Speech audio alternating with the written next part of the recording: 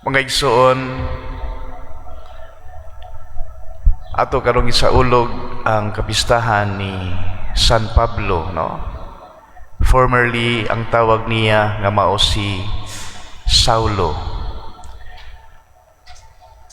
Ug atong nadungog ang iyang istorya, labi na sa istorya siyang conversion before nahimo siyang Kristiyano. Si Saulo, usa ni siya ka Pariseo, no? Gani sa wala pa siya ma-convert sa pagka-Kristiyano. Usama ni siya sa mga great persecutors, no? Grabe nga tagapagpanglutos sa mga sumusunod ni Kristo atong panahon na, no? Gani sa unang pagbasa sa buhat sa mga apostoles, gisaysay kanato nga siya gyud nang lutos sa mga Kristiyanos, no? Ug sa dihang paingon siya sa Damascus, kay lagi iya na sa datuon tong mga Kristiyanos didto nga nagsangyaw mahitungod kang Kristo, aron iya na usab nga pagalutoson. Along the way, mga igsuon, aduna siya nadungog nga tingog, Saulo, Saulo, nganong gilutos mo man ako? Nangutana siya, kinsa ka ba, Ginoo? Unya, mitubag sa mong tingog, mingon, ako si Jesus nga imong gilutos, no? Pero ang mga tao nga kauban niya, nakadungog sa mong tingog, pero wala sila'y nakita. Pag humangingnan si Saulo ni Jesus nga moadto sa syudad, apan giyayungan na siya kay di naman siya makakita, no? So tulo ka adlaw nga dili siya makakita. Nya giadto siya ni Ananias ang gisugo sa Ginoo aron sa pag-ayo kaniya.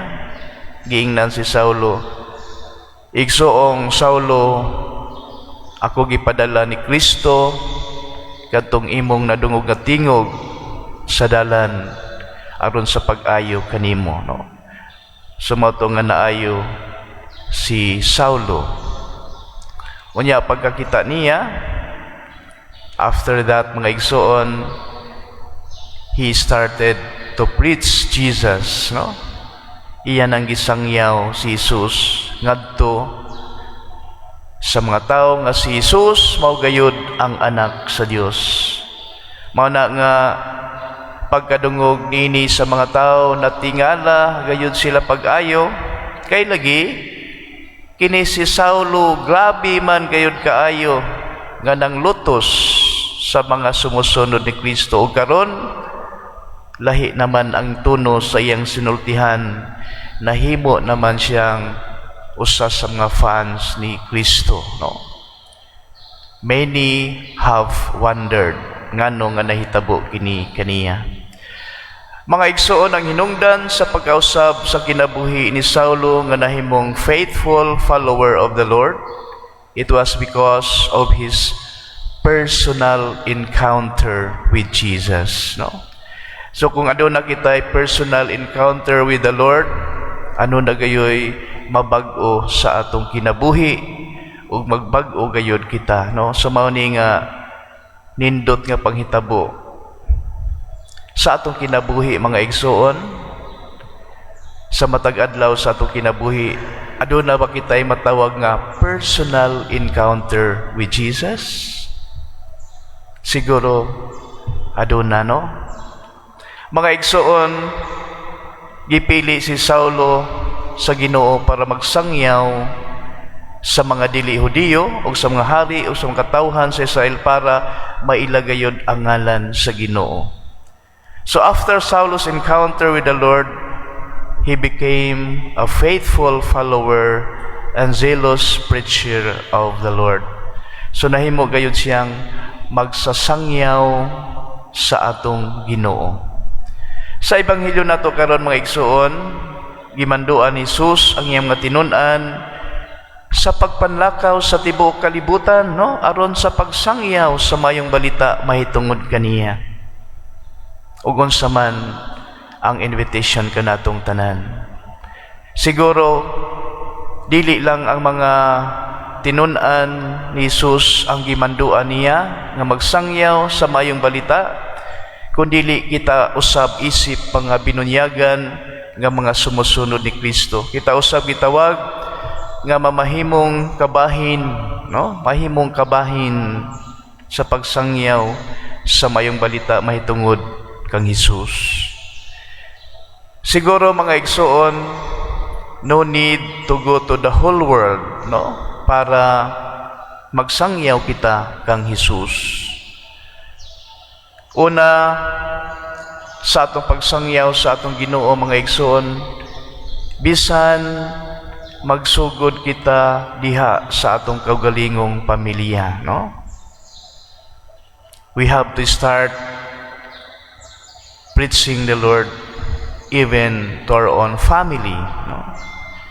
Katong mga miyembro sa atong pamilya nga wala na magsimba-simba, no? Invite them to go to the church during Sundays aron sila magsimba sa Ginoo. So, this could be our invitation. Kay balo mo mga igsoon, adun ako'y kailang nga pamilya, pagkanindot sudungon sa mga pamilya nga bisan dagko na ang mga anak nga uban ang mga apo, no? Magdungan gayud silag simba matag Domingo, no? Pagkanindot nila sudungon nga silang tanan ba entero pamilya nagdungan sa pagsimba sa Ginoo. Kung ako nahimuot nga nagtan-aw kanila, unsa pa kaha ang Dios, no?